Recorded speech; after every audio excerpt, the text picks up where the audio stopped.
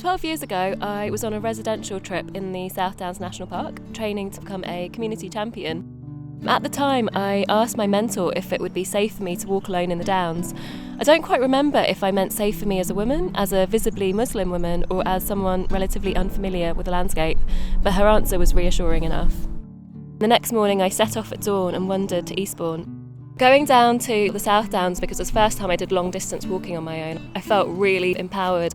It felt like a spiritual journey. I felt a sense of connection to the landscape and to myself.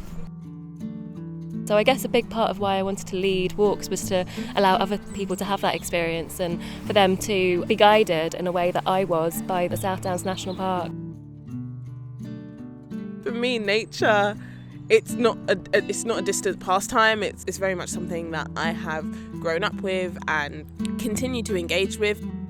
Women are a marginalised group on their own. People are very happy to accept that women have risk in adventure and in the outdoors. But then there's an additional danger of being a person of colour, being a person that is maybe expressing their faith. When these ethnic minority-centred walking groups started to pop up, it allowed people to feel comfortable without fear of judgment or fear of persecution. Back in 2009, I led group walks in the South Downs for young Muslim women. Most of the walks were really, really lovely, but on occasion we did face some ugly hostility and racism. I used to wear a hijab back then, and many white people had never met Muslims, and I feel like often when they encountered us, there was hostility there, and sometimes that was quite outward. I think it's very interesting how people respond when we do access these spaces, especially in numbers. People are sometimes well-meaning, but their questions and facial expressions and gestures often imply that there's a lack of inclusivity and a lack of acceptance. So these negative experiences can result in associating the landscape with hostility and a sense of unbelonging. But it's changing, and I think due to more groups like ours popping up all the time and organisations doing a lot more, barriers are coming down. And one signal is that there are so many more people of colour out walking on their own, and it's really, really heartening to see.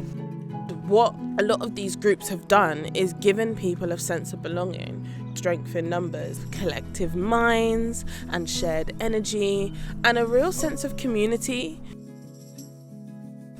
So I've always been interested in spaces and stories and the way that they can connect us to ourselves and to each other.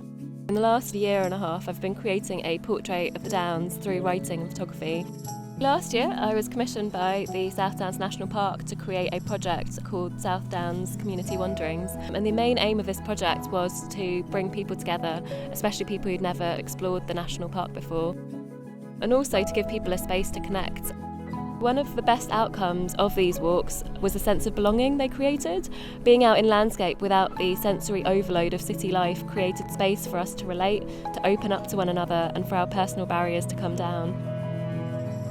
There is a sense of ownership that comes with accessing the outdoors. To see people who look like you demystifies the landscape. Whether walking alone or with others, we're able to make it our own. We are social beings and need positive social connections to be drawn back to natural spaces, and positive associations between people and places go a really long way.